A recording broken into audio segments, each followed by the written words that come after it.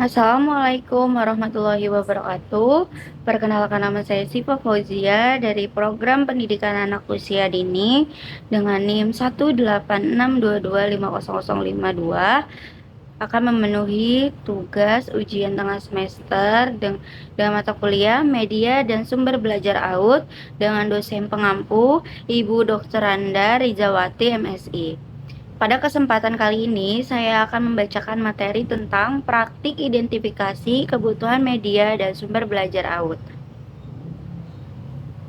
Pada dasarnya, pendidikan anak usia dini adalah penyelenggara pendidikan yang menitikberatkan pada perkembangan anak, di mana anak-anak akan mendapatkan stimulasi sesuai dengan kebutuhan tiap individu dan kemampuan minat dan bakat. Untuk itu, perlunya seorang pendidik mengenali kebutuhan, media, dan sumber belajar setiap anak agar stimulasi yang kita berikan sesuai dengan kebutuhan anak dan mampu mencapai tujuan pembelajaran yang efektif bagi anak usia dini. Pada poin pertama, ialah pengertian identifikasi kebutuhan media dan sumber belajar. Kata identifikasi berasal dari bahasa Inggris. Asal kata to identify sebagai kata kerja dan identification sebagai kata benda. To identify secara sederhana artinya adalah mengenali. Dalam tulisan ini, identifikasi kebutuhan belajar artinya ialah mengenali kebutuhan belajar calon peserta didik atau sekelompok orang tertentu yang akan menjadi peserta didik. Kebutuhan adalah salah satu yang diperlukan oleh manusia untuk kehidupannya dengan mencapai suatu hasil tujuan yang lebih baik. Belajar adalah suatu proses perubahan ke arah yang lebih baik yang maupun seseorang yang tidak tahu menjadi tahu, yang tidak boleh menjadi baik dan tidak pantas untuk menjadi pantas, dan lain-lainnya. Pada poin kedua, yaitu tujuan identification. Tujuan identification adalah untuk melibatkan dan memotivasi peserta didik agar kegiatan belajar dirasakan sebagai bagian dari kehidupan dan mereka merasakan memiliki tujuan dari identifikasi itu sendiri. Ya, dibagi menjadi 3, yaitu yang pertama, mengenali kebutuhan belajar peserta didik. Yang kedua,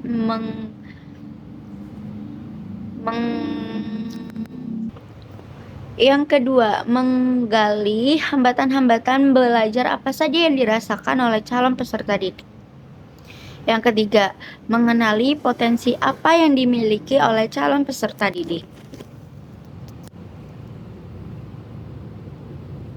Pada poin ketiga, yaitu jenis kebutuhan media dan sumber belajar anak usia dini, ada 3, yaitu media audio. Salah satu media pembelajaran yang bisa diterapkan pada anak-anak adalah media audio. Media saat ini menjadi kegiatan pembelajaran yang mengandung pesan dalam bentuk audio. Yang kedua, media visual. Media ini mengandalkan indera penglihatan dengan melihat media grafis dan media proyek. Media grafik sendiri adalah visual yang mengkomunikasikan antara fakta, data, sementara media proyeksi adalah menyediakan perintah seperti slide PHP. Yang ketiga, yaitu audio visual. Media audio visual dapat menampilkan suara dan gambar. Jenis media ini lebih menarik dibandingkan visual saja atau audio.